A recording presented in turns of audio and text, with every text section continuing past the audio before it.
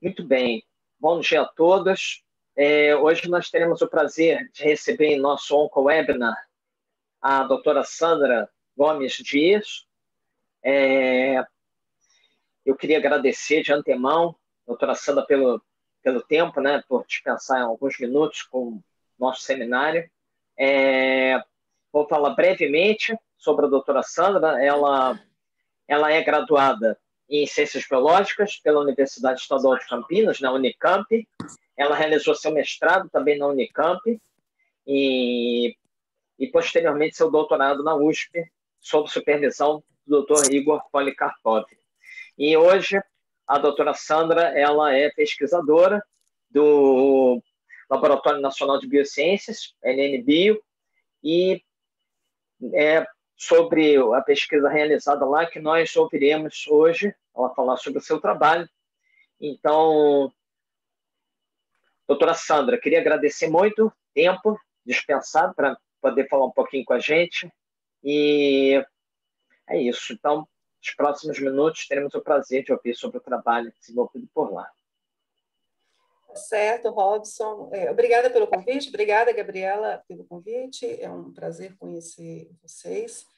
Oi, bom dia. Oi, bom dia. Então, como o Robson colocou, eu vou apresentar para vocês hoje uma série de resultados gerados pelo meu grupo de pesquisa no Laboratório Nacional de Biociências. O título dessa palestra é o Cabo de Guerra Metabólico no Microambiente Tumoral, né, com ênfase no papel do aminoácido glutamina e da enzima glutaminase. Antes de tudo, eu gostaria de só apresentar a instituição, o Laboratório Nacional de Biociências. Pertence ao conglomerado de laboratórios do Centro Nacional de Pesquisa em Energia e Materiais, um conjunto de laboratórios, uma instituição que é ligada ao Ministério da Ciência e Tecnologia e que tem hoje como nossa grande estrela, né, o acelerador de partículas Sirius, que foi inaugurado recentemente. O trabalho que eu vou apresentar, ele resume vários anos de trabalho do meu grupo. Nós iniciamos em 2010, então, ao longo desses 10 anos, nós temos trabalhado muito intensamente no sentido de compreender a enzima glutaminase, sobre diversos aspectos, e em especial dentro do contexto de câncer de mama. Os estudos que nós temos realizado, ele envolve aspectos bioquímicos e de biologia estrutural dessa enzima, mas também aspectos celulares de regulação do seu funcionamento em células, em especial do seu aumento de atividade em câncer, e também temos verificado isso com a utilização de organismos modelo. Estou falando em câncer, estou falando para uma plateia realmente bem versada no assunto, mas resumindo rapidamente, para as células normais se tornarem células cancerosas, elas passam por uma série de modificações genéticas, então em nível de alterações de nucleotídeo, e epigenéticas em nível de alteração de condensação. Alô? De condensação. Vocês estão me ouvindo? Sim. Então, pode continuar. Perfeitamente.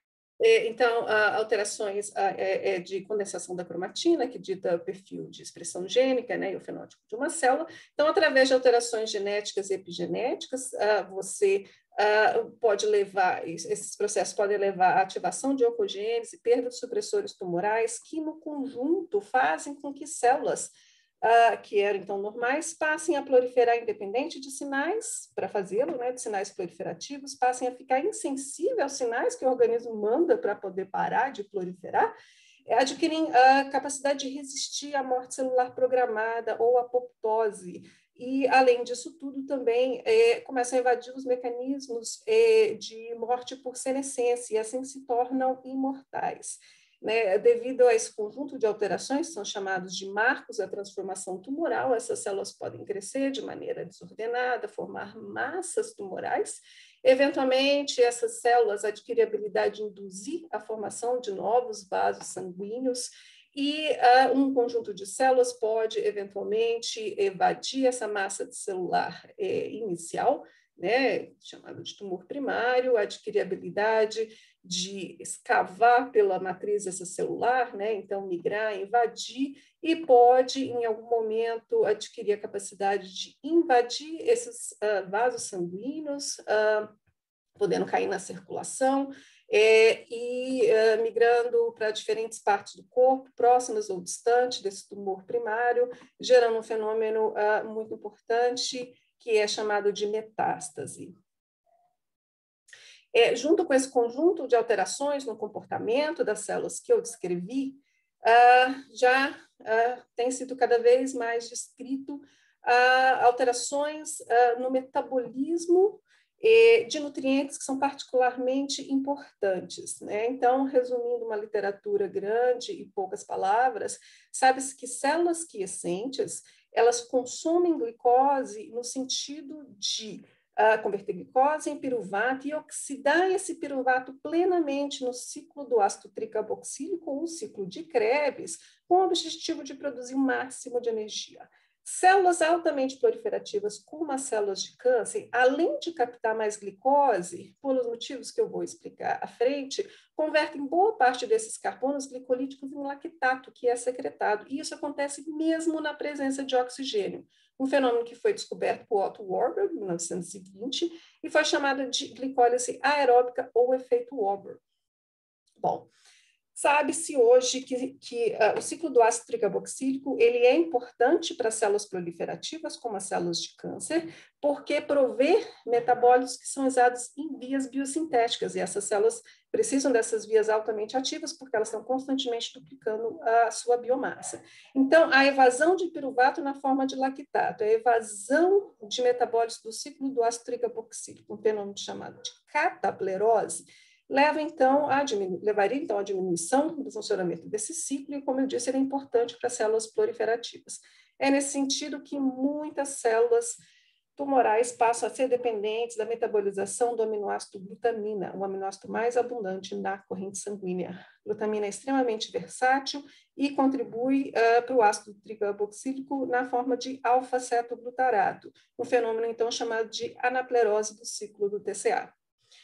A metabolização de glicose em lactato, especialmente a conversão de lactato, é importante para a intensificação dessa via, provê uma série de moléculas que são usadas em vias biosintéticas, né, como a síntese de hexosamina, a síntese de nucleotídeos, serina, e os braços oxidativos e não oxidativos de síntese de ribose 5-fosfato. Então, sabe-se hoje que a via glicolítica é importante para alimentar esses braços biosintéticos, e ela é intensificada por conta disso, e não porque as mitocôndrias são defeituosas, como Otto Warburg postulou no começo dos anos 1900, né? E hoje sabe-se que não é verdade para a maioria dos tumores.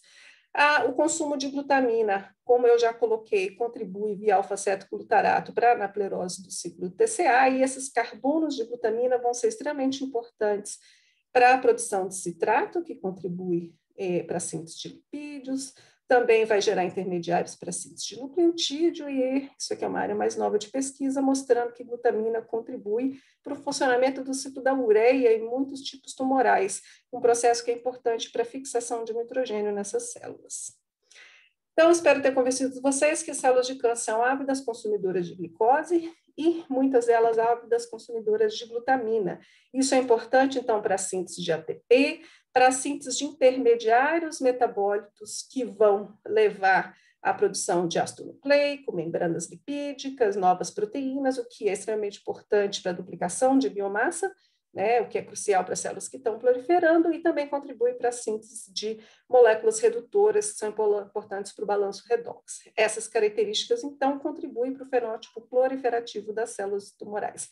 Mas uma questão muito importante, relativamente nova, é que a metabolização de glicose e glutamina contribui com a formação de metabólitos que diretamente atuam na função de enzimas que estão relacionados ao estado de condensação da cromatina.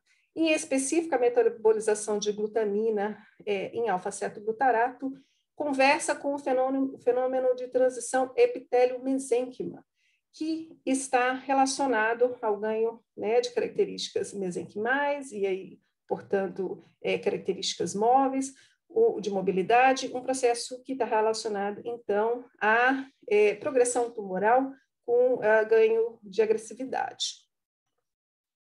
A glutamina, como eu já pontuei, é um aminoácido extremamente versátil no organismo, mas a metabolização de glutamina via enzima glutaminase é particularmente importante em câncer. Contribui para a síntese de ATP, via anaplerose do ciclo do ácido tricarboxílico, a síntese das moléculas redutoras, síntese de diversos aminoácidos e ácidos graxos, em especial a metabolização de glutamina via glutaminase, com produção de alfa-cetoglutarato, controla a atividade de demetilases de histona e demetilases de DNA. E, através da alteração na atividade dessas enzimas, você tem todo o estabelecimento de um programa genético, está relacionado, como coloquei, a transição epitélio-mesênquica, ganho, processo de desdiferenciação celular e ganho de capacidade, ganho de mobilidade dessas células. Como eu coloquei anteriormente, a gente está interessado, então, em glutaminase em um tipo tumoral específico, que é o câncer de mama. O câncer de mama é o tumor mais prevalente em mulheres, seguido dos de pele não melanoma. Em especial, a gente esteve interessado historicamente no subtipo chamado triplo negativo, que acomete de 15% a 20%, que corresponde a 15% a 20% de todos os casos de câncer de mama. Os cânceres de mamas podem ser classificados do ponto de vista histológico, do ponto de vista molecular. Os tumores triplo negativo são tumores que não têm positividade para os receptores hormonais e para o receptor de membrana HER2, e por conta disso não responde às hormonoterapias e terapias-alvo, que são as terapias atualmente mais eficientes no combate ao câncer de mama. Nesse sentido, nós e outros grupos temos apresentado, ao longo dos anos, evidências de que glutaminase é um alvo importante no câncer de mama triplo negativo. De fato, estão em estudos clínicos fase 1 e 2, estiveram em estudos clínicos fase 1 e 2. A utilização de uma pequena molécula chamada CB839, que é inibidora da enzima glutaminase. Essa pequena molécula está sendo avaliada contra diferentes tipos tumorais, sólidos e hematopoéticos, inclusive o câncer de mama triplo negativo. Falando um pouquinho mais da enzima glutaminase, ela é codificada por 2 genes, o gene GLS e o gene GLS2. O gene GLS gera 2 isoformas pelo fenômeno de splicing alternativo, então essas isoformas são idênticas até o domínio de glutaminase, com diferença no C-terminal. E o gene GLS2 gera 2 isoformas por uso alternativo do início da transcrição, sendo a isoforma GAB a que contém o sinal de localização mitocondrial, essas enzimas são mitocondriais, e tem sido mostrado ser a isoforma mais importante em câncer.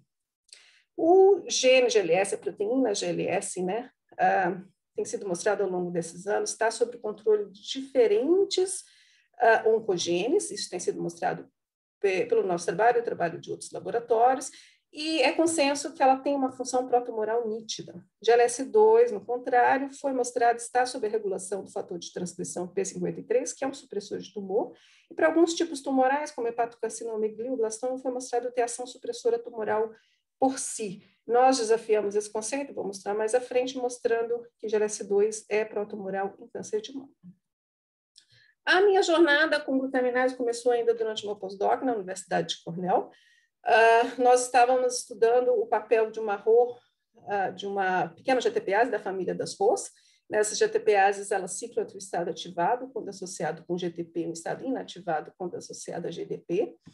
E no nosso modelo, a gente está trabalhando com ROS superativadas, ROS oncogênicas, estávamos estudando o papel da transformação induzida por essas ROS oncogênicas em modelos celulares específicos. Bom, em especial, a gente estava buscando moléculas que pudessem quebrar esse processo de transformação tumoral. No momento, identificamos uma molécula chamada 968, e quando fomos buscar o alvo dessa enzima, o que a gente acreditou no momento a gente acreditava no momento em que o alvo seriam as próprias rolas de ATPase, mas a nossa surpresa foi que, nesse processo de identificação do alvo, foi isolada a enzima glutaminase C. Isso foi lá para 2007, mais ou menos 2008, e até então sabia-se muito pouco sobre a necessidade de glutamina em câncer. Agora, já iniciando o meu grupo de pesquisa no LNBio, esse grupo foi iniciado junto com o André Ambrosio, hoje é professor da USP, de São Carlos. Nós começamos trabalhando junto, então, para poder responder à seguinte questão.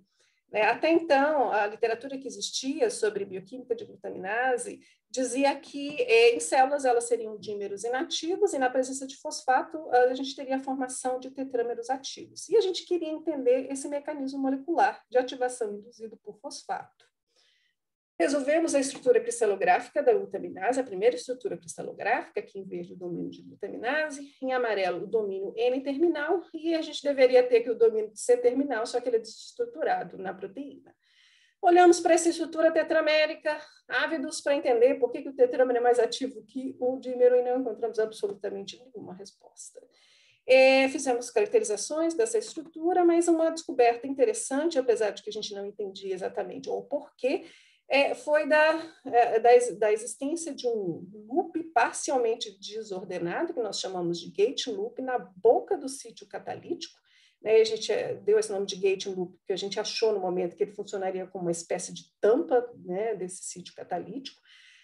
Traçamos algumas hipóteses, fizemos mutações, e apesar das mutações irem no sentido contrário ao que a gente esperava perto das nossas hipóteses, a gente pelo menos pôde cravar que essa região era importante para a atividade da enzima. Além disso, pela primeira vez mostramos que as glutaminases elas eram aumentadas em câncer de mama e que esse nível de expressão aumentava com a agressividade do tumor. Bom, estávamos muito intrigados sobre o papel daquele gate loop e mais ainda por uma informação que nós já sabíamos na época, mas não apresentamos naquele artigo anteriormente. Era de que a gente estava verificando que na presença de fosfato, de fato, a gente podia detectar espécies da proteína que eram maiores do que tetrâmeros. Sem querer explicar muito a bioquímica desse processo, mas isso aqui é uma cromatografia de filtração em gel, e para quem trabalha com cristalização de proteínas sabe que essa proteína aqui, eluída da cromatografia de filtração em gel na presença de fosfato, ela não é uma proteína boa candidata para cristalização. E, de fato, a gente nunca conseguiu cristalizar a proteína na presença de fosfato. Utilizamos, então, a metodologia de microscopia eletrônica com negative staining para poder entender que estruturas eram essas maiores do que tetrâmero.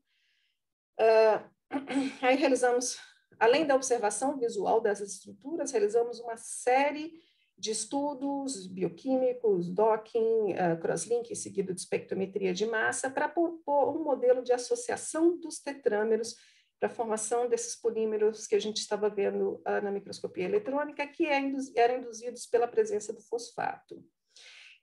Fizemos uma série de caracterizações cinéticas da enzima selvagem, assim como de mutações, e aí, novamente, naquele loop que a gente chamou de gate loop, que sabíamos que era importante para a atividade da enzima, e identificamos um mutante, K325A, que colocava a enzima, que dava à enzima um KM muito menor que o KM da enzima selvagem,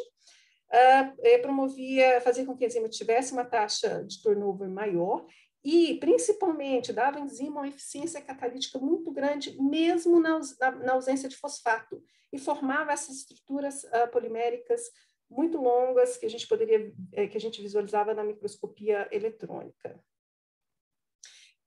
Tem uma série de dados nesse artigo que eu não vou explorar em profundidade, mas a gente sabia que a gente concluiu, então, que esses polímeros eles eram mais ativos, que os tetrâmeros dos polímeros eram mais ativos que os tetrâmeros não polimerizados.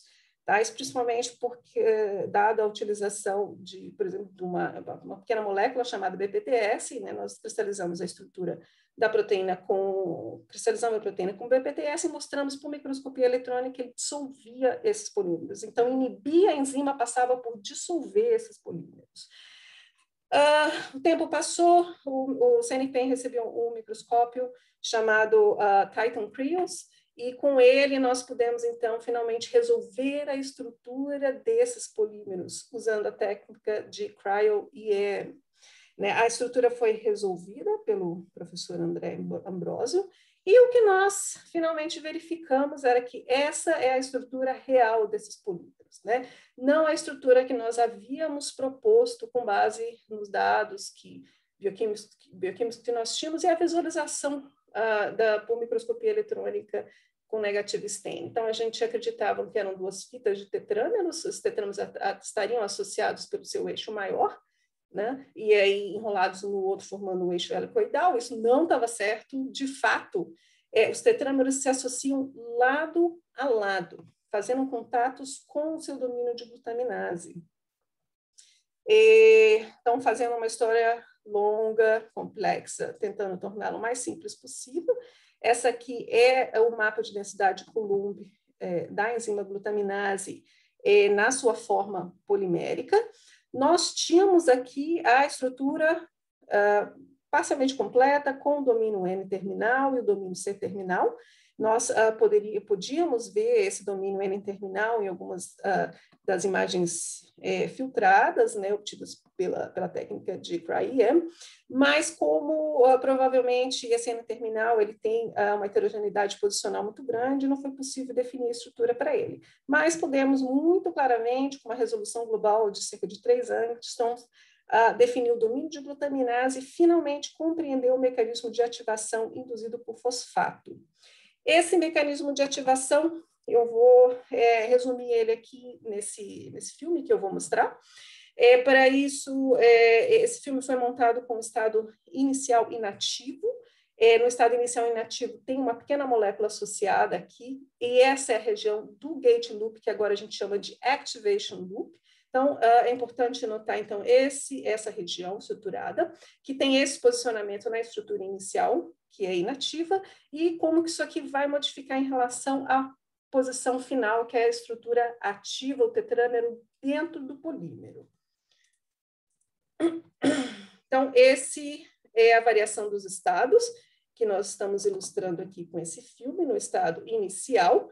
É importante aqui notar o movimento de flip dessa fenilalanina 318 e o seu reposicionamento para dentro do sítio catalítico e próximo da tirosina 466 e o movimento de abertura da cadeia principal dos monômeros de glutaminase.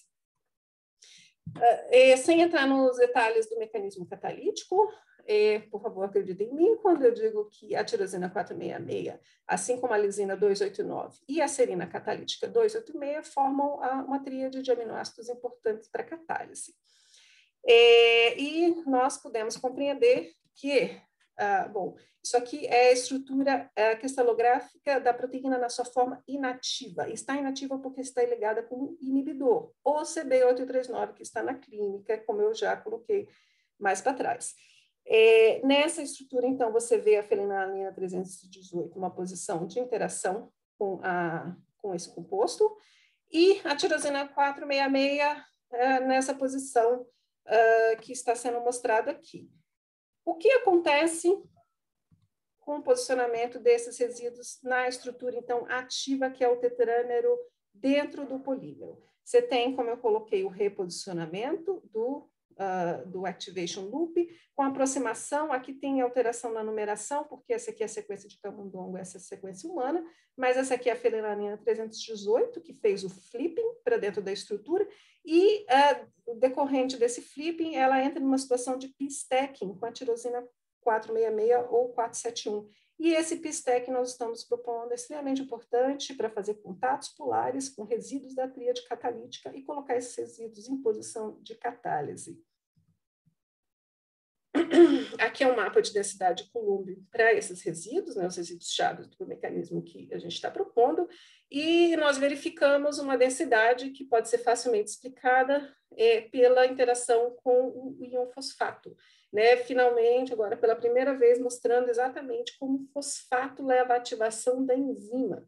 Né? Então, a interação do fosfato aqui é coordenada por vários resíduos positivos, entre eles essa arginina, 322, que nós já havíamos mutado no trabalho anterior da JBC e mostrado que levava à diminuição, à perda da atividade da enzima. No momento a gente não sabia por quê. Hoje a gente sabe que essa arginina ela é importante para coordenar um íon fosfato, e nesse processo de coordenação isso coloca o loop, o activation loop, numa posição de maneira a colocar a tirosina 471 ou 466 em posição de catálise.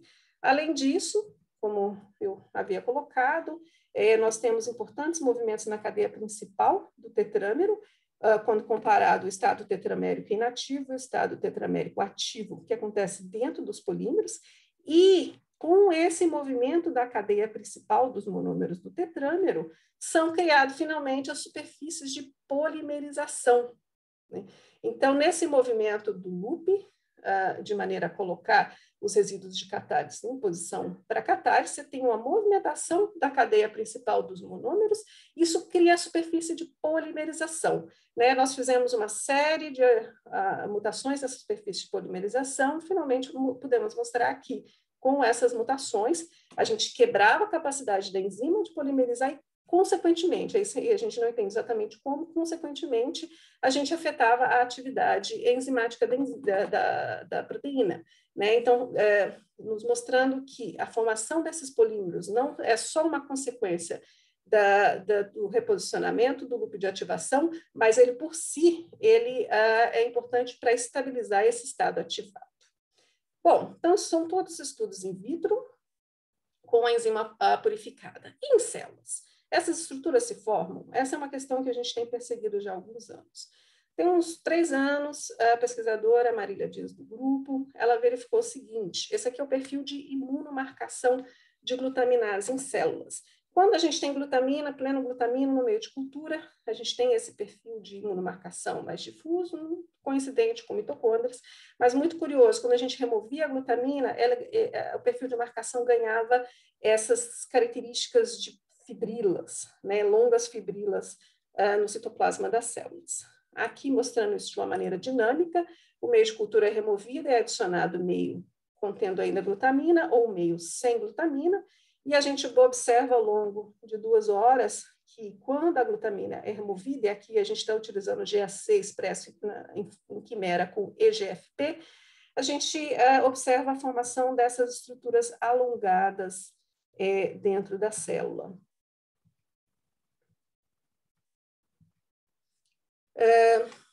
Uma outra informação importante, não sei se vocês vão se lembrar do... bom, essas estruturas são encontradas, são formadas tanto por proteína endógena quanto proteína ectópica, né, expressa dentro da célula, e o mutante K325A, na sequência de camundongo, que a gente usou para os estudos in vitro, de proteína purificada, que é o mutante K320A na sequência humana, né? A expressão desse mutante na célula permite a formação dessas estruturas longas, mesmo na presença de glutamina. Então, esse mutante é aquele mutante que eu havia mostrado com os estudos de cinética, que tinha alta eficiência enzimática, mesmo sem fosfato, e tinha um KM muito diminuído em relação à proteína selvagem, né? E como essas condições aqui que eu estou mostrando, elas são obtidas quando a gente diminui a concentração de glutamina no meio de cultura, a nossa conclusão óbvia foi de que a formação dessas estruturas era importante para a adaptação das células a condições de baixo nutriente, especificamente baixa glutamina. Né? Vocês sabem que o KM da enzima tem a ver, entre outros, com afinidade pelo substrato. Né? Então, quanto menor o KM de uma enzima, menos substrato ela precisa para atingir a sua velocidade máxima. Também bem curioso, nós verificamos que quando incubávamos as células com aquele inibidor, o CB839 que está na clínica, essas estruturas poliméricas, eu não posso dizer isso no momento, mas essas estruturas fibrilares evidenciadas por microscopia de fluorescência, elas se dissolviam na célula, num paralelo muito interessante com o que a gente vê com a proteína isolada, utilizando microscopia eletrônica. Né? A incubação da proteína na presença de fosfato com CB839 leva à despolimerização leva à fragmentação dos polímeros de glutaminase induzidos por fosfato. Nós queríamos ver isso por microscopia eletrônica em células também. Então, a gente fez uma fusão de GAC com Apex. Apex, na presença de peróxido de hidrogênio, produz um polímero que é osmiofílico, então, usando tetraóxido de ósmio, a gente conseguia criar contraste para microscopia eletrônica. Primeiro, isso aqui é a microscopia simples de campo claro, e aqui o sinal cromogênico de DAB. A gente mostra de novo, aí, utilizando uma outra metodologia, a formação das fibrilas de glutaminase, quando a gente tira a glutamina do meio de cultura, e isso é o que a gente vê dentro das células, usando microscopia eletrônica. Então, esses aqui são mitocôndrias. Esse é o perfil de marcação da glutaminase, esses pontinhos pretos. Quando a gente tem glutamina no meio de cultura, essas duas fotos aqui são exemplos. Quando a gente tira a glutamina do meio de cultura, a gente tem esse padrão bem curioso. Primeiro, a gente enxerga mitocôndrias aberrantes, alongadas, e a marcação, ao contrário de pontuada, ela passa a ter essa característica achurada, né, bem intensa dentro das mitocôndrias. Mas e aí? A gente pode dizer com isso que os polímeros estão se formando dentro da mitocôndria? Não, com nenhuma das metodologias que a gente utilizou.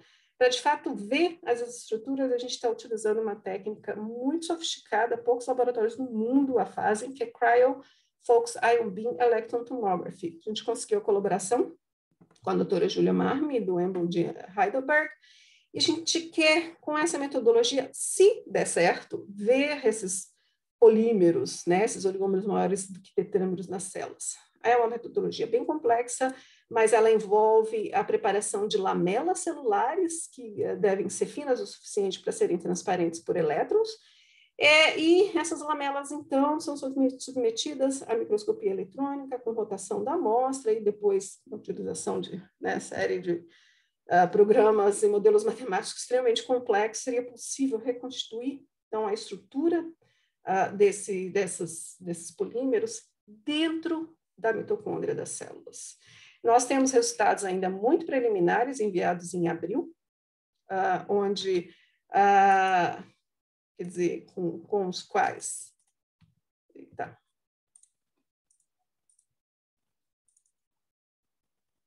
Acho que eu tenho que tirar isso aqui. Então, estruturas ainda, resultados ainda bem preliminares. Isso aqui é uma lamela e a visualização dela no eixo Z, e a gente, ela enxergou, e nós também vemos, não sei se é uma questão de fé no momento, né? Mas nós verificamos dentro da mitocôndria essas formações que aparentam ser fibrilares, elas aparentam estar espacialmente separadas, de uma maneira regular, dentro da mitocôndria, aparentam estar associadas de cristas a cristas mitocondriais, né? E mais interessante, não sei se ficou claro da imagem, mas elas aparentam formar redes dentro da mitocôndria. É claro que isso aqui ainda é uma informação muito rudimentar, a gente espera ter mais dados em breve, e inclusive vai ser possível dizer se poderemos obter essas estruturas dentro da mitocôndria ou não. Mas e aí? Né? Isso termina uma história ou isso começa uma nova? Na nossa cabeça, isso começa toda uma outra história nova. Eu, pelo menos, tenho ficado bem instigada sobre a formação desses polímeros dentro da mitocôndria, da maneira como eles fazem, e isso à luz pelo menos desses dois trabalhos, que mostraram que aqui a gente está olhando para a estrutura da mitocôndria, né? Tudo que eu mostrei para vocês foi o perfil de marcação de glutaminase que nós sabemos estar dentro de mitocôndria. Aqui agora a gente está olhando para a marcação de mitocôndria. E esses autores mostraram que quando a gente retira a glutamina do meio de cultura, as mitocôndrias assumem um formato tubular.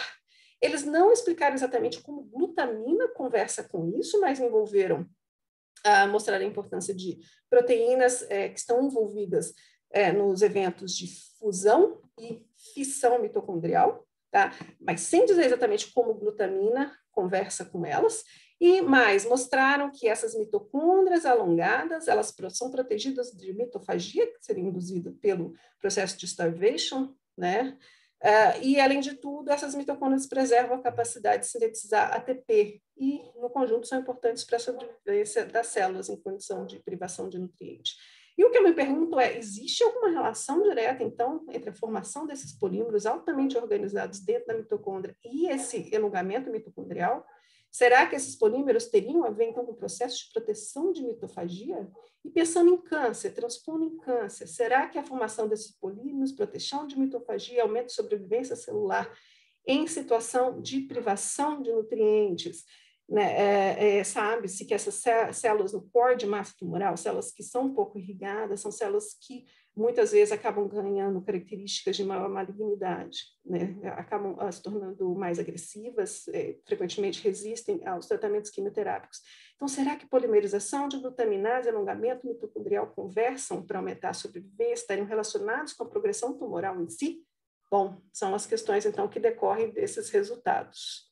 Eu vou falar, então, para vocês, mudando aqui a marcha, sobre alguns estudos celulares que nós realizamos no laboratório, com o objetivo de definir os mecanismos de controle da atividade celular de glutaminase, e um trabalho onde nós nos perguntamos sobre mecanismos metabólicos alternativos ao consumo de glutamina, quando glutaminase é inibida em tumores triplo negativos. Nesse trabalho, onde colaboramos com o pesquisador George Carlin, do MD Anderson, George Carlin descobriu um long non-coding RNA chamado CKET2, né? E, junto com nós definimos um mecanismo pelo qual CKET2, em associação com um complexo de proteína chamado CFM, e o intron 14 de GLS, né, como que a formação desse complexo leva a um aumento por splicing alternativo nos níveis de glutaminase C. Eu não comentei especificamente, mas uma das perguntas do nosso grupo é o porquê de tantas isoformas. Qual é a importância específica de cada uma delas? E, ao longo dos anos, nós temos mostrado, assim como outros grupos, que essa isoforma aqui em específico parece ser particularmente importante para câncer. E nessa publicação, nós mostramos o mecanismo pelo qual essa isoforma é escolhida. E ainda mais interessante, CKET2 tem um SNP, né? E sabe-se que pessoas que têm guanosina nos dois alelos de CKET2 tem um aumento de 68% na chance de desenvolver câncer coloretal, né? E nesse trabalho nós mostramos que CKET2, com essa guanosina na posição desse SNP, tem esse processo de escolha da glutaminase C para o splicing alternativo ainda mais aumentado. Nesse outro trabalho, que está em Rebuto, de um aluno, que foi um aluno de doutorado meu, nós exploramos a importância de uma proteína de ligação ao RNA, RUR. Né? Essa proteína é sabida que no organismo, ela estabiliza o RNA mensageiro de GAC, e esse fenômeno, né, acontece nos rins e é importante para o balanço ácido-base do sangue. Né? Esse evento ele é aumentado em situações de acidose metabólica. Nós nos perguntamos se RUR poderia ter a ver com ser um mecanismo relacionado com os níveis de glutaminase em câncer. Para isso, nós utilizamos os dados do The Cancer Genome Atlas para avaliar o nível de expressão de ELAV1 em tumores comparado a tecido normal associado, e verificamos que o gene de RUR está aumentado em diferentes tumores, em especial o tumor de mama. Né? E aí, fazendo uma história longa, bem curta, nós verificamos que em câncer de mama, RUR, por splicing alternativo, controla especificamente os níveis não de GAC, mas de KGA.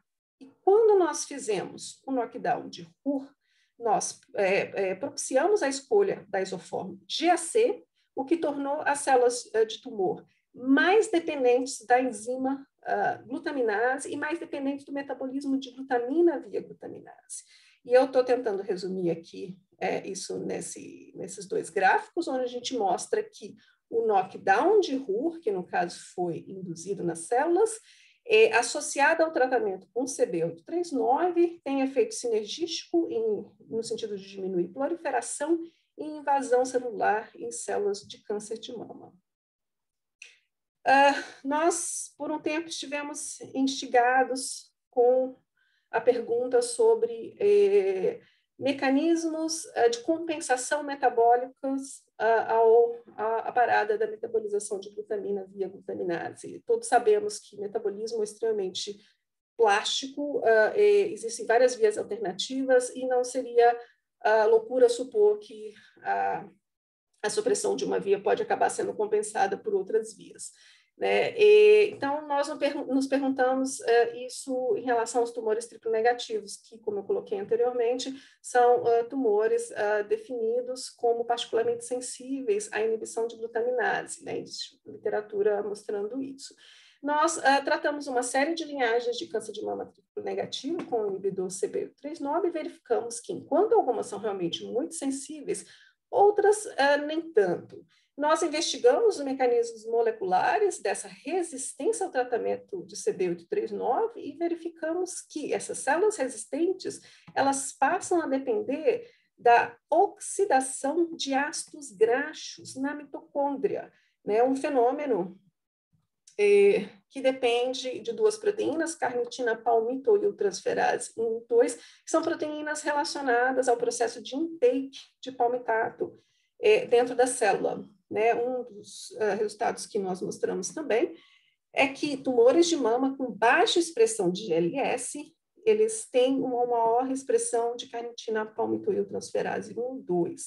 Né? Então, são provavelmente dependentes desse mecanismo para sobrevivência. Fizemos uma série de avaliação funcional nas células e terminamos por propor que a inibição dupla de carnitina palmitoiltransferase e glutaminase pode ser benéfica para o tratamento de câncer de mama. Nesse trabalho que nós publicamos recentemente, nós desafiamos, então, esse conceito de que GLS2 é um supressor tumoral universal. Esses nossos achados decorreram inicialmente da observação que tumores de mama com alta expressão de GLS2 apresentavam pior sobrevida, estavam relacionados, né, a pior sobrevida geral de pacientes, uma pior sobrevida livre de doença e uma pior sobrevida livre de metástase distante. Avaliamos o papel de GLS2 in vitro em várias linhagens, e aqui eu estou mostrando os estudos in vivo que nós fizemos, usando implantes xenográficos em camundongos, importante notar isso agora, imunocomprometidos, e nós verificamos nesse setup que os tumores com alta expressão de GLS2, no caso, eles tinham knockdown de GLS, eles formavam muitas metástases pulmonares. Né, desenvolvemos, né, todo um mecanismo relacionado à transição epitélio-mesênquima para poder explicar por que GLS2 dava esse ganho de agressividade em tumores de mama. Bom, então, com esses resultados que eu mostrei, espero ter convencido vocês que das duas glutaminases, elas têm papel na proliferação e progressão em câncer de mama, em casos específicos, mas que vias metabólicas alternativas podem ser acionadas na ocasião da inibição de pelo menos uma das enzimas. Né? Nós mostramos os estudos estruturais que nós fizemos com a enzima glutaminase e os mecanismos de ativação e inibição que nós descobrimos.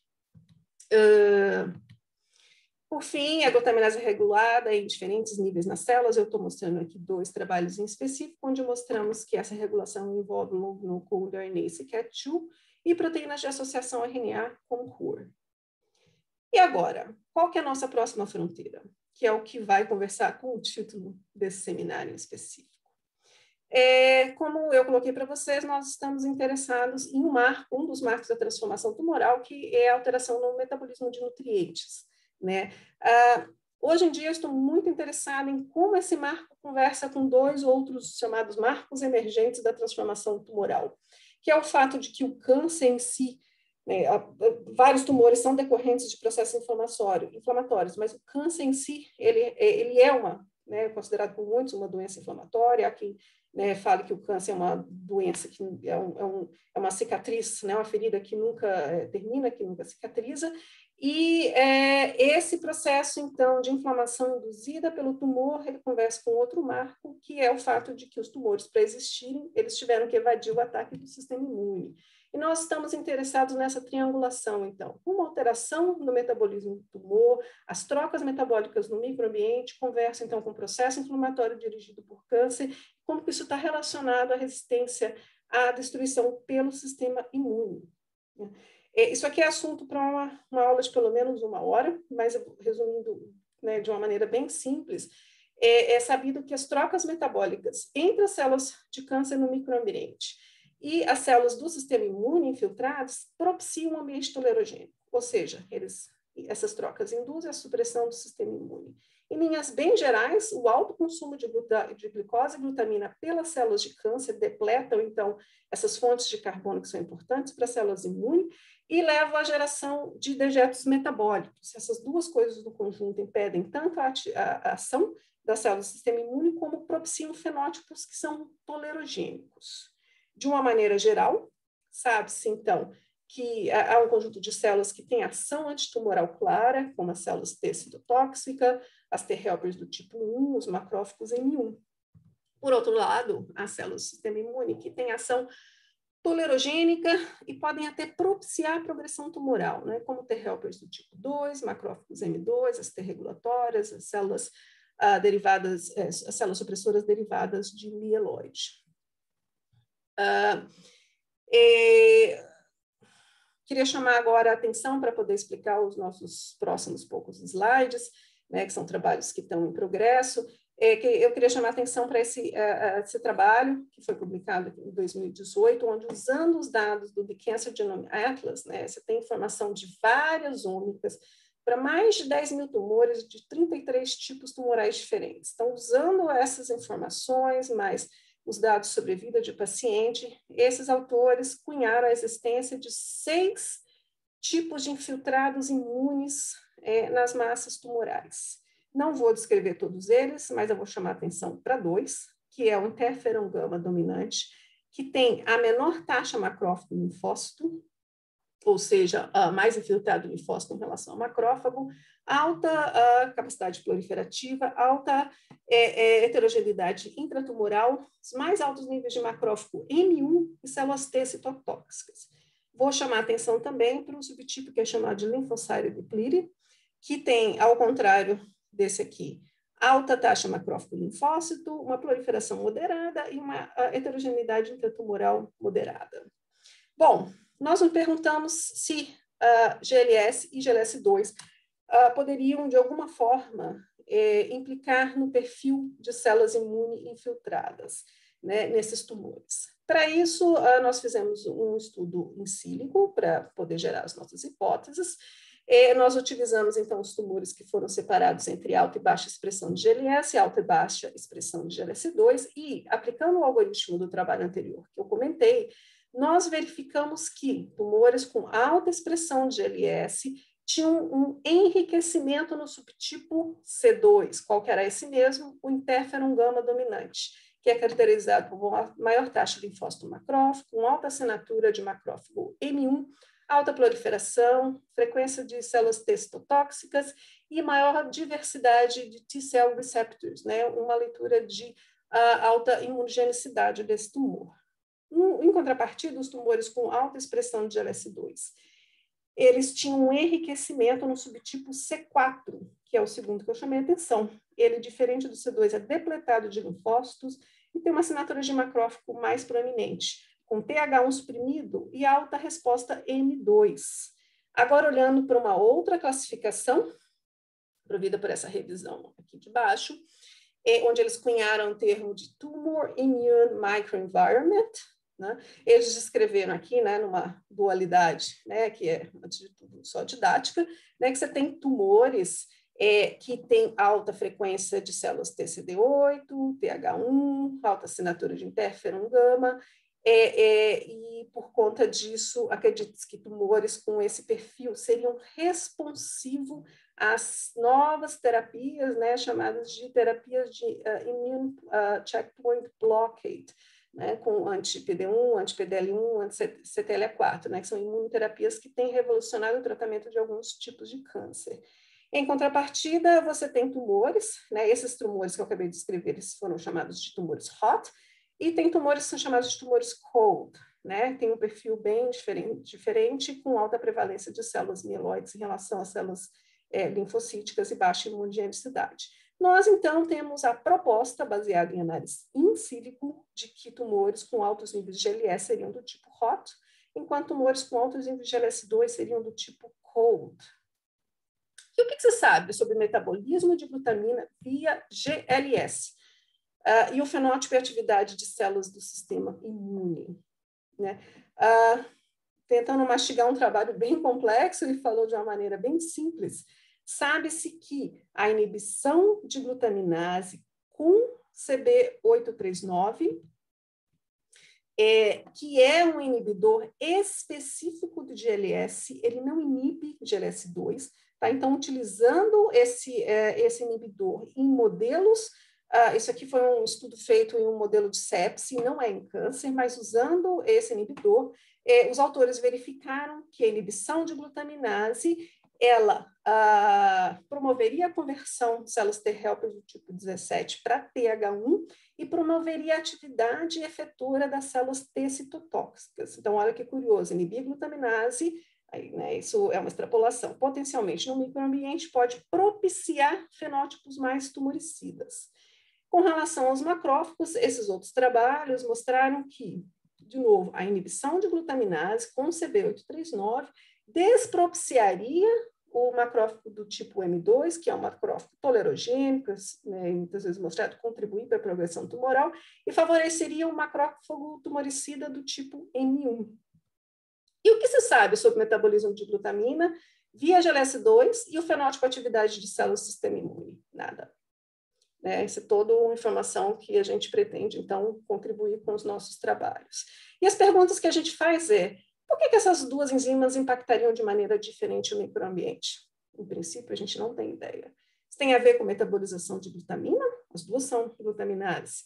Ou com alguma outra propriedade, por exemplo, relacionada à interação proteína-proteína? Não sei se vocês vão se lembrar, mas essas enzimas, elas têm domínios extra-domínio-glutaminase. Esses domínios já foram mostrados estarem envolvidos com a interação de outras proteínas. De fato, nós já publicamos esse tipo de informação, né? Então, teria a ver com a capacidade de interagir com outras proteínas e regularia esses processos por funções diversas, diferentes, metabolização de glutamina. A polimerização que eu acabei de escrever teria algum papel nesse processo? Eu não comentei, mas eu vou falar agora que GLS forma esses polímeros, mas GLS2 não forma esses polímeros. E aí, como que a gente pode explorar essas diferenças para a terapia? Para responder essas questões, eu tenho 2 projetos de pós-doutorado no grupo. Um deles é o projeto do Amauri, que começou em setembro do ano passado. O desafio do Amauri é mostrar se de fato há alguma relação entre níveis e atividade de GLS e um perfil de infiltrados caracterizados como HOT. E, em específico, nós estamos interessados em saber se esses tumores eles seriam, então, mais responsivos às terapias de immune checkpoint blockade. É importante para essa hipótese é saber que essas massas, né, com maior expressão de GLS, elas têm maiores níveis de PD1 e do ligante PDL1. Então, o que ele quer responder é se haveria sinergia no tratamento, né, com anticorpo anti-PD1 e a pequena molécula CB839 que inibe glutaminase, né? Então, o que a gente espera com a combinação desses tratamentos? Que CB839, além de ser ruim para o tumor, né, e ele vai trabalhar com tumor triplo negativo, que a gente sabe que responde a CB839.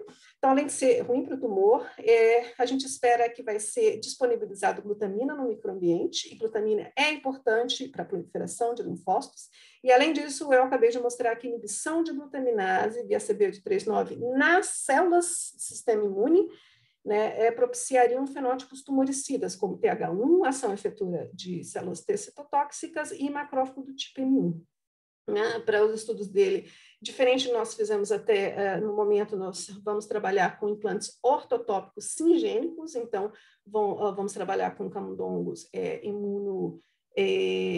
imunocompetentes, e vamos manipular então o GLS por knockdown, assim como também vamos fazer inibição química de GLS. Esses tumores, então, eles vão ser avaliados, né, quanto à resposta ao tratamento combinado ou separado, vamos avaliar o perfil de células imunoinfiltradas e, obviamente, o metabolismo, alteração no metabolismo desses tumores. Com relação à segunda pergunta, se a expressão de GLS2 estaria de fato relacionado a um perfil de células infiltradas do tipo cold, eu tenho uma aluna de doutorado que está finalizando, que é a Ana Mafra, e uma pós-doc que recém entrou o grupo. A Ana trabalhou com tumores triplo negativos, onde ela manipulou a expressão de GLS2, e a Ellen vai trabalhar com o processo de, usando camundongos transgênicos, ela vai gerar lesões genéticas em epitélio de mama usando a CRISPR-Cas, né? A nossa ideia, então, é gerar tumores ER positivos. Por que os ER positivos? Porque nós sabemos que, de fato, a maior parte dos tumores com alta expressão de GLS2, eles são luminais, especificamente, eles são ER positivos. Bom, mas a Ana trabalhou com tumores do tipo triplo negativo, e aqui, diferente do trabalho que nós publicamos na Oncogene, onde nós utilizamos modelos imunossuprimidos, aqui ela fez implantes ortotópicos, e também naquele trabalho nós fizemos implante nos flancos do camundongo. A Ana trabalhou com implantes ortotópicos, então na mama, né, de células tumorais, murinas, triplo negativos, e ela manipulou o nível de GLS2 nessas células.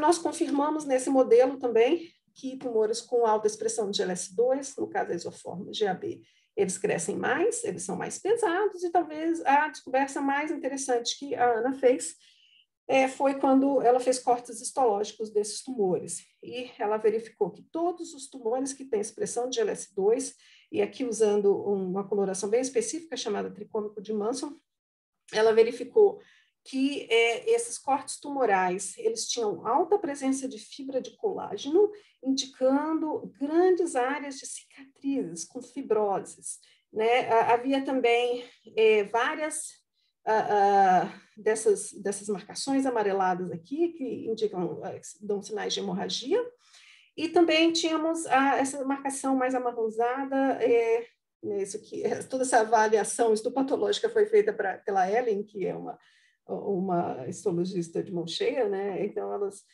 ajudou a Ana a identificar essas áreas aqui de morte celular na borda do tumor e da cicatriz. A Ana agora está correndo quanto tempo para poder caracterizar o que aconteceu com essas massas de tumor na presença de GLS2. Parece ter passado por um processo inflamatório muito intenso, e a gente quer saber o impacto que isso teve para características dessas células tumorais, né? Uma aposta que elas tiveram um ganho de agressividade. Por fim, esse é meu último slide, só gostaria de comentar que no grupo nós estamos interessados no estabelecimento de modelos de cultivo 3D de células de câncer. Aqui o que está à direita é o que nós queremos fazer, não sei o que fizemos ainda, né? Mas queremos estabelecer modelos de cocultivo, células de câncer com células do sistema imune, e através de uma colaboração com a C. Camargo, nós vamos também estabelecer tumores derivados, xenográficos derivados de paciente, vamos fazer o cultivo de organoides a partir desses tumores. É um projeto nosso que acabou de iniciar. Tenho também outros alunos estudando com cultivos 3D de glioblastoma, câncer de mama. Esses dois alunos, o Ciri e a Raquel em específico, trabalham com nanopartículas em colaboração com outros grupos. A Renata se juntou ao grupo também recentemente, ela está fazendo cultivo de esferoides, queratinócitos e fibroblastos, e também trabalha com modelos de pele. A Renata é a nossa contribuição para os estudos em pandemia, né? A gente está estudando o efeito de luz em comprimentos de onda específico sobre o vírus, e também, no caso dela, está avaliando a segurança dessa luz sobre a pele. Por fim, queria comentar também o trabalho da Caliandra, que é uma contratada do grupo. Ela cuida do repositório de linhagens celulares do CNPEM, do LMBio, e vai trabalhar em breve com a gente nesses modelos de cultivo 3D. Bom, por fim, eu tenho aqui uma foto bem antiga do grupo, quando ainda ele era partilhado com o André. Várias das pessoas que contribuíram para os resultados que eu já mostrei a carinha delas ao longo da apresentação, só queria chamar a atenção aqui para mais dois alunos, a Rena e a Bianca, que trabalham com a descoberta de novas moléculas inibitórias de glutaminase, estudam mutantes de glutaminase. Preciso agradecer muito os meus colaboradores no Brasil e os meus colaboradores internacionais, e, bom, me coloco então para perguntas que possam surgir da plateia.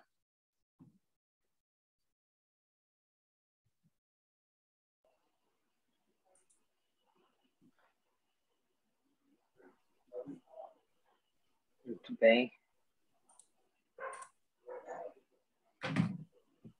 Acho que a gente pode fechar a tela. Tá, aí eu fecho a minha tela aqui.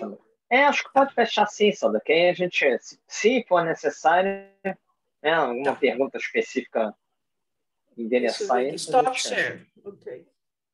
Exatamente. Consegui Muito ficar no bem. meu tempo. Sandra, em primeiro lugar, parabéns pela apresentação, fantástico ter conhecido seu trabalho.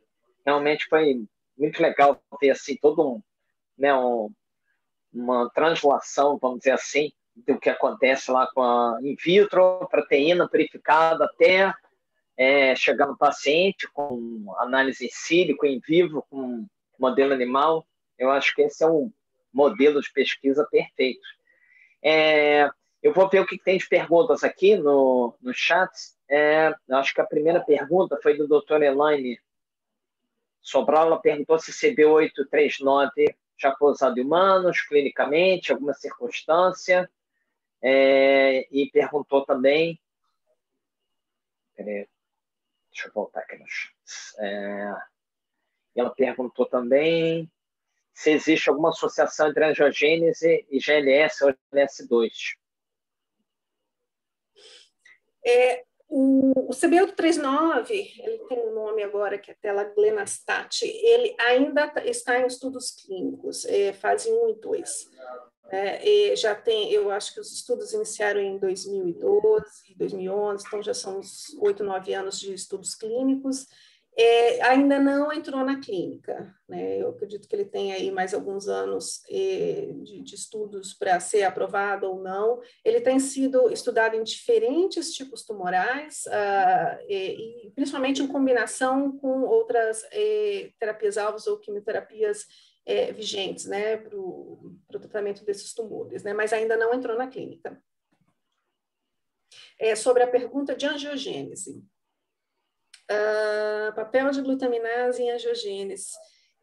Você sabe, não, eu desconheço, mas pode ser que eu desconheço simplesmente por não ser uma área em câncer que eu leio muito frequentemente, mas não consigo me lembrar de nenhum mecanismo em específico que associe o metabolismo de glutamina via essas isoenzimas e angiogênese. A gente teve essa observação, né, no material da Ana, que eu comentei, da minha aluna de doutorado, e ela, em si, ela está curiosa sobre esse processo, né? Eu falei para ela, pô, pode investigar, mas a desvantagem é que a gente não sabe, não saberia explicar em nível molecular por que isso aconteceria, né? E falei para ela também não deixar de investigar os processos de transição epitélio-mesênquima, porque esses a gente conseguiu explicar em nível molecular naquele trabalho da Oncodime. Sandra, eu tenho uma pergunta. Esses mecanismos de polimerização que você mostrou, você associou muito com a questão da progressão tumoral, mas são mecanismos que ocorreriam fisiologicamente? Quer dizer, na verdade, isso é algo que foi deturpado pela transformação ou é algo que ocorre naturalmente, existe algum tipo de controle fisiológico e que, obviamente, é exacerbado e manipulado, vamos dizer assim, nas células tumorais para poder facilitar a progressão. O que você acha? Qual é a sua impressão? Porque é um mecanismo bem sofisticado, né? De polimerização da proteína. Para quê, né? Para que isso? Exato. Para que fazer esses monstrengos dentro da mitocôndria? Ô, Robson, essa é exatamente a minha questão atualmente. A gente se deparou com esse processo de uma maneira um tanto fortuita e trabalhando com enzima purificada, né? E é claro que no momento, alguns anos atrás, né, o que qualquer um poderia pensar, isso é um artefato, né, proteína in vitro. Mas, assim, ao longo dos anos, a gente tem trazido um conjunto mais e mais evidência, começa pela própria resolução da estrutura desse polímero, a definição do mecanismo de ativação fino, quer dizer, não tem como essa associação ela ser só um produto do estudo da proteína in vitro, porque tem todo um mecanismo bioquímico ali que é muito claro, né? E a nossa busca hoje é mostrar a formação dessas estruturas dentro das células, né? E além disso, isso é uma pergunta que eu estou fazendo para mim, eu estou escrevendo um projeto em cima disso, é exatamente o que você falou, isso isso é uma formação aberrante decorrente do processo tumoral? Quais seriam as vias, então, de sinalização que poderiam conversar com isso? Ou não, isso está presente em células normais, né? Uma abordagem específica que a gente está fazendo, e a gente realmente começou agora, é a de trabalhar com MEFs, então, esses fibroblastos de camundongo, que a gente isolou, e a Marília está trabalhando exatamente com isso no momento, poder mostrar se esses polímeros se formam ou não nessas células, que não são, né, transformadas, a gente só está imortalizando elas. Então, a gente quer saber se esses polímeros estão se formando nesse tipo de célula também. Até então, todos os estudos que nós fizemos foram com células de câncer, diferentes tipos tumorais. Eu posso dizer que isso acontece em diferentes tipos tumorais, não é típico de câncer de mama. De fato, todos os estudos que eu mostrei em células para vocês foi feito com câncer de próstata. Tá? Mas se isso é fisiológico, se isso é produto do câncer, os mecanismos que estão relacionados à formação disso em célula, a gente ainda não sabe. Tem várias perguntas no entorno, Muitas. né? Tem uma pergunta do Carlos, que é: gostaria de saber se cultivo de linhagens com glutamina marcaria o fenótipo padrão dos diferentes tipos celulares tumorais, proliferação, invasão, interação com o microambiente, etc. Não sei se eu entendi exatamente a pergunta. Não, desculpa, se o cultivo de linhagens com glutamina mascararia o fenótipo padrão. Eu li errado. Eu também não tinha entendido, eu fiquei tentando... que pergunta estranha era isso. Uma palavra mudou tudo. Eu diria que o contrário. Né? Você ter a glutamina no meio de cultivo, ele é importante para esses fenótipos. Né? Com certeza, a proliferação, a relação da metabolização de glutamina, marcas epigenéticas, aí eu não sei o quão universal ainda é isso, mas tem sido relacionado à progressão, agressividade, capacidade invasiva. Então, não diria que mascararia, mas seria importante para esses processos. A doutora Elaine voltou aqui sobre a angiogênese. Mesmo que você não explique a nível molecular, você poderia ver nos cortes histológicos seus estudos básicos e comparar. Pode ser que vá indiretamente associada com a inflamação, tem mecanismo direto. Acho que é interessante porque é uma medida que a gente pode usar no dia a dia, a patologia pode olhar esse parâmetro e informar clinicamente. Eu vou salvar esse chat aqui também e envio para você depois. Aí tá ótimo. Pode ser algumas questões que podem ser debatidas. Eu vi que tem pessoas... Alguém levantou a mão aqui, não sei. Eu levantei a mão. Juliana, pode perguntar então, por favor. Fica à vontade. Oi, Sandra, parabéns. Excelente trabalho. Acho que eu não preciso nem comentar, né? Obrigada, Juliana. Mas eu queria saber se você já fez alguma coisa sobre função mitocondrial, se já viu respirometria nessas condições, na ausência e presença de glutamina, ou mesmo com aquele mutante que você descreveu. Seria muito interessante para ver se isso influencia, né, a respiração. Não, definitivamente influencia. Sim, já fizemos diversos estudos com oxígrafo, a gente utilizou também o Seahorse, quer dizer, além do consumo de oxigênio, ver a acidificação do meio de cultura, e sim, em diversas situações é muito claro que a metabolização de glutamina é importante para... Bom, no caso, para a produção de ATP em condições oxidativas, né, na presença de oxigênio. E quanto ao mutante, você... Esse mutante... Não. Esse mutante, não, a gente não... Ele seria mais ativo, né? Oi? Ele seria mais ativo mesmo? Ele seria mais... O que a gente caracterizou, a gente introduziu esse mutante em células, aí no trabalho da JBC, a gente caracterizou uma série de fenótipos relacionados à metabolização de glutamina, que eu não mostrei isso, crescimento, duplicação de biomassa, a produção de ATP, uma série de coisas, mas o consumo de oxigênio em específico não foi mostrado na ocasião. Em nossos estudos atuais, a gente tem a caracterização da produção de ATP especificamente, mas não, ainda não passamos ele em um oxígrafo, ainda não. Mas espero que tenha uma relação, sim, direta com o funcionamento do ciclo. Muito obrigada.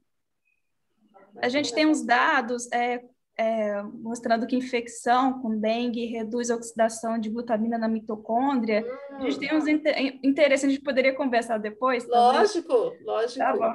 Muito obrigada, viu? Imagina, obrigada a você. Sandra, a doutora Cláudia Lage, ela parabeniza pelo trabalho, excelente trabalho. Gostei do projeto com inibidores fotobiológicos sobre SARS-CoV-2, ressaltando que ele é fotobiologista. Isso vai estar também que eu vou salvar os chats. Gente, temos perguntas adicionais? Alguém mais quer abrir o microfone, perguntar? Oi, Robson, queria. Por favor, Gabi. Oi, Sandra. Oi, Gabriela. Obrigada pela palestra, muito boa.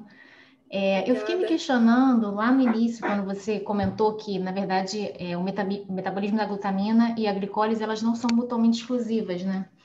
E aí eu fiquei me perguntando se nessas células, você teria, nessas células GLS2 versus GLS, se você teria, por exemplo, diferentes perfis de captação de glicose por glicólise e, consequentemente, diferentes perfis de adaptação à acidose que pudessem estar relacionados àqueles perfis de células do infiltrado imune que geram perfis diferentes, hot and cold, né? O quanto que, assim, a acidificação, uma acidificação diferencial desse microambiente poderia impactar nessa resposta com base no perfil glicolítico, né, que estaria ali junto com o perfil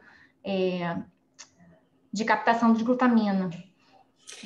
Tá, então, você quer saber se tem alguma relação entre a intensificação da via glicolítica e ter uma glutaminase ou outra, e como que isso poderia conversar com o perfil de células infiltradas? Isso, não sei. Com os fenótipos hot and cold.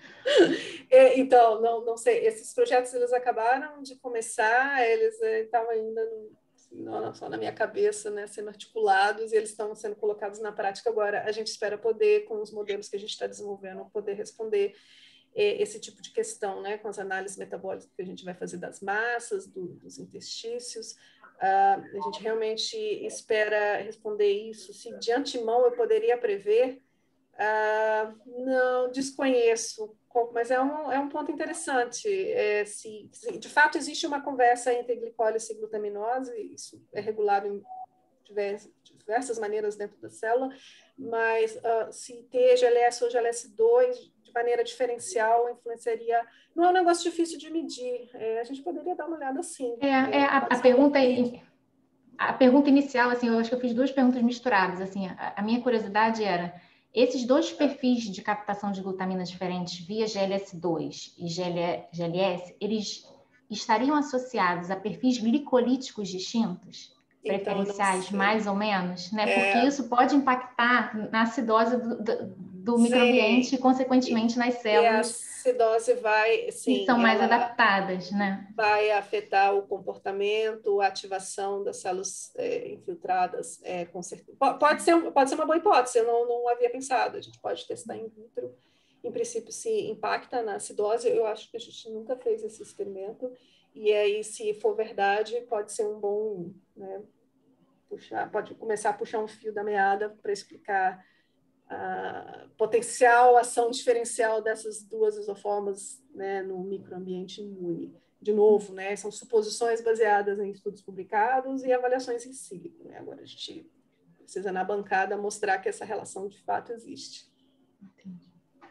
Bacana. Obrigada, Sandra. Imagina.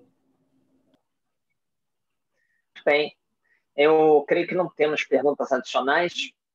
Eu queria agradecer mais uma vez a doutora Sandra Dias pelo excelente seminário.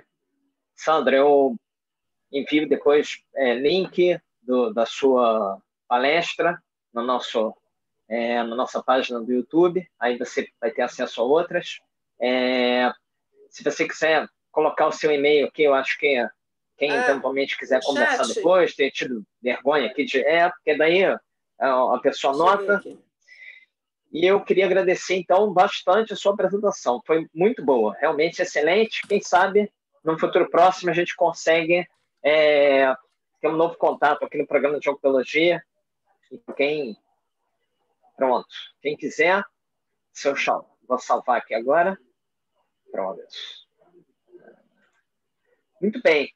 Bom, então, Bom dia a todos. Vou encerrar aqui a gravação.